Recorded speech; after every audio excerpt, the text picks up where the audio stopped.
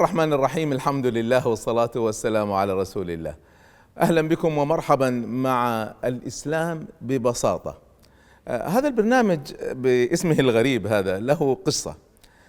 دعيت أني أعمل سلسلة من الحلقات أو ممكن تكون بالإنترنت، ما حددنا في ذلك الوقت، عن الإسلام وتعريف الإسلام لغير المسلمين من الغربيين، وكان ترتيب أنه يكون باللغة الإنجليزية. وفعلا حضرت هذا البرنامج ولم يتم تسجيله، إن شاء الله يتم تسجيله لاحقا. لكني لما حضرته شعرت أن لا، يعني المعاني اللي قاعد أحاول أوصلها يا ريت أنا كنت تعلمتها عن الإسلام وأنا صغير، وتعلمتها عن الإسلام حتى وأنا كبير. لأن طرح الإسلام اللي قاعد يصير فيه انه يطرح من تحت الى فوق، يعني ما هي احكام الاسلام، ما هو الحلال، ما هو الحرام، لكن ما هي الصورة الشاملة للاسلام اللي بناء عليها صار هذا حلال وهذا حرام. يعني لما مثلا ياتي احد العلماء لما كانوا يدرسون فقه مثلا فيقول لنا الوشم حرام.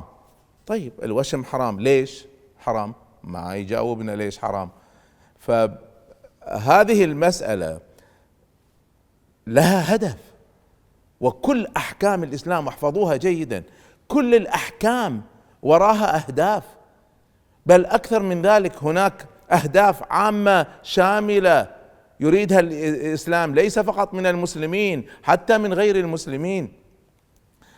المهم قررت اني احاول ان اطرح الاسلام طرح فيه نظرة اخرى، وهو ليس الاسلام من تحت الى فوق من الأحكام وبعدين نحاول نصل فيها إلى ما هو الإسلام، وإنما خلينا نحاول ننظر نظرة شاملة ما هو الإسلام ببساطة، وبناء عليه لماذا هذه الأحكام ولماذا هذه التفاصيل، وكثير من الأمور سنفهمها عندما نفهم الإسلام ببساطة ونفهم أين مكانها في الإسلام. شوفوا احنا بحكم أن ندرس أيضا علم الإدارة والتخطيط، نقول دائما للمسؤولين في أي شركة أو وزارة أو كذا، لا بد أن الذين يشتغلوا معكم يعرفوا الخطة، ويعرفوا أين كنا، أين وصلنا، إلى أين سنذهب، وما هو دورنا، وأين موقعنا اليوم في هذه المعادلة.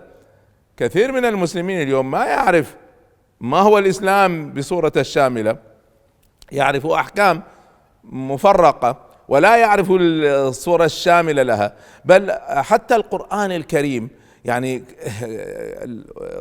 طبعا القرآن نقرأه للتعبد بالتأكيد، لكن القرآن له أهداف، والأهداف كبيرة وعظيمة.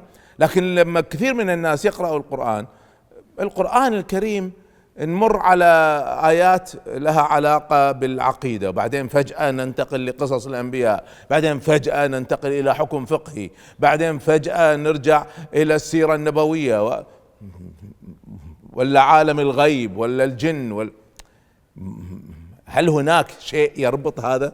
هل هناك رابط؟ طبعا هناك رابط، ولن نستطيع أن نعرفه إلا إذا عرفنا الإسلام ببساطة. حتى الرسول صلى الله عليه وآله وسلم، يعني بالتأكيد نحن يعني نقتدي به، نحاول أن نسير على هديه، لكن من هو الرسول صلى الله عليه وسلم؟ ولماذا وجدنا أن أحيانا في السيرة النبوية النبي صلى الله عليه وسلم، وهذا موجود وسنذهب إليه ونرجع إليه، الرسول صلى الله عليه وسلم يعطي توجيهات، وبعض الصحابة يقول لا يا رسول الله أنا ما أريد أن أعمل هذا. نعم هذا موجود، هذا ليس اعتراض على الوحي، هذا ليس كفرا، وإنما لابد أن نفهم من هو الرسول صلى الله عليه وسلم، ما هي معادلته في الإسلام ببساطة. إذن هي الحقيقة 3 معادلات رئيسية يحاول هذا البرنامج أن يغطيها، يحاول أن يعني نبنيها بناء، وتحت هذا البناء نفهم ما هو الإسلام ببساطة. دعوني أقول لكم ماذا سأقول لكم في هذا البرنامج. في جزء من هذا البرنامج وجزء رئيسي من هذا البرنامج سنتحدث عن أهداف الإسلام. كثير من الناس يتكلموا عن مقاصد الشريعة، لكن هل مقاصد الشريعة هي نفسها مقاصد الإسلام؟ طبعا لا لا طبعا، مقاصد الشريعة هي ليست مقاصد الإسلام. فلما أنا أسأل بعض العلماء حتى للأسف أقول ما هو مقاصد الإسلام فيستعرض لي مقاصد الشريعة، هذا خلط شديد بين الشريعة والإسلام. فما ممكن نفهم أن مقاصد الشريعة هي أهداف الشريعة، هذا صحيح، لكن ما هي مقاصد الشريعة؟ ما هي مقاصد الإسلام نفسه؟ ما هي أهداف الإسلام؟ لماذا جاءنا هذا الكتاب الخاتم والرسالة الخالدة؟ لماذا؟ ما هي الأهداف التي يريدها الله سبحانه وتعالى من المسلمين ومن غير المسلمين من وراء هذا الكتاب ومن وراء هذه الرسالة الخالدة؟ وطبعا بناء عليها سنجد أيضا أن اللي راح نتكلم عنه أن الإسلام ببساطة أن الإسلام ليس دينا. هذا من الأخطاء الشائعة في فهم الناس. دين طبعا هو دين في المصطلح اللغة العربية، لكن ليس دينا بالفهم الغربي للدين. يعني ما يجوز على الإطلاق المقارنة بين الإسلام والنصرانية، لأن النصرانية دين فقط، بينما الإسلام دين ومنهج حياة للإنسان المسلم وغير المسلم وللمجتمع وللدولة. فهو نظام شامل، هو ليس فقط دين بمعنى العبادات والشعائر. لا يجوز أن نقارن الإسلام بالبوذية مثلا، هناك خلط شديد في هذه المسألة. لا يمكن أن نفهم هذا الأمر إلا إذا فهمنا الإسلام ببساطة. إذن الجانب الأول الذي سأتحدث عنه هو جانب كبير ورئيسي، وهو ما هي أهداف الإسلام، ما هي أهداف الشريعة، مقاصد المقاصد ما هي. فهذا الجزء الكبير الأول الذي سنتحدث عنه. الجزء الكبير الثاني الذي يدخل تحت الإسلام ببساطة أن نفهم القرآن، ولن نفهم الإسلام إلا إذا فهمنا القرآن. وطبعا القرآن في الحقيقة فيه شمولية لكل ما يريده الله سبحانه وتعالى من عباده. يعني هذه الأهداف الشاملة مفصلة في القرآن الكريم، تأتي السيرة النبوية والسنة الشريفة مفصلة ومؤكدة وشارحة، لكن الأساس كله في القرآن. طبعا ما نستغني عن السيرة وعن السنة، ما نستغني كما يفعل بعض القرآنيين. هذا منهج منحرف. أنا قاعد أتكلم عن الأساسات كلها موجودة في القرآن الكريم.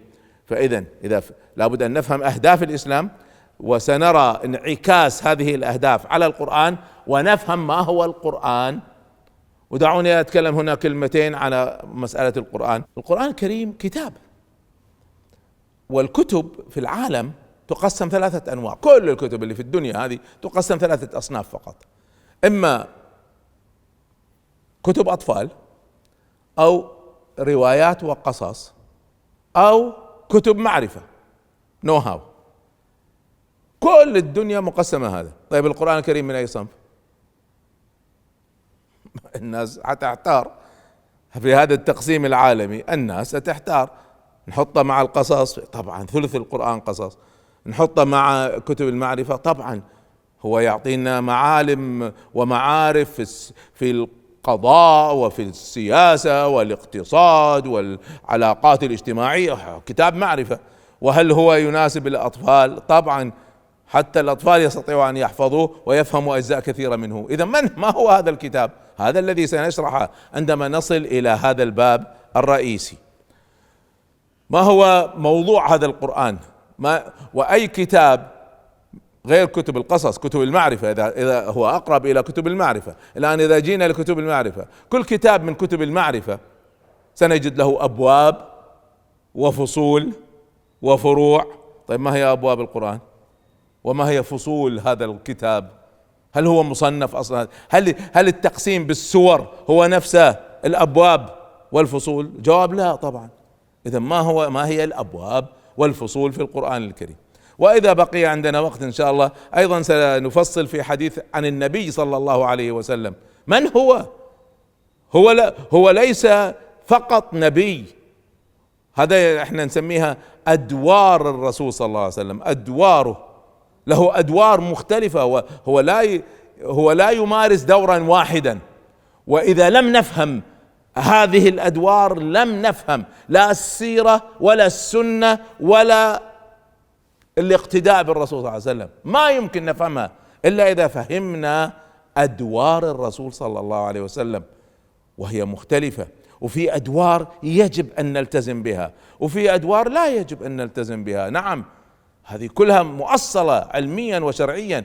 كل الذي سأحدثكم عنه له أصول شرعية، له أصول علمية. أنا أحب أن أؤكد قبل أن ندخل في تفاصيل هذا البرنامج أني لن أطرح لكم أي رأي منحرف، بمعنى أنه رأي سويداني شاذ لم يقل به أحد من العلماء. كل ما سأقول هو من موجود في كتب السلف الصالح وعلى منهج أهل السنة والجماعة. أنا لا أؤمن بهذه الانحرافات، ولا أحب هذه الغرائب التي يأتي بها بعض الناس المحدثين ويكتفي بالقرآن، ولا يفسر على راسه، ولا يبحث عن رأي عقائدي أو فقهي شاذ. لا، لن أدخل في هذا. التزام بمنهج أهل السنة والجماعة، والحقيقة ليس منهج أهل السنة والجماعة وإنما منهج الإسلام نفسه اللي هو أشمل من أهل السنة والجماعة، فيجمع كل الأصول للإسلام.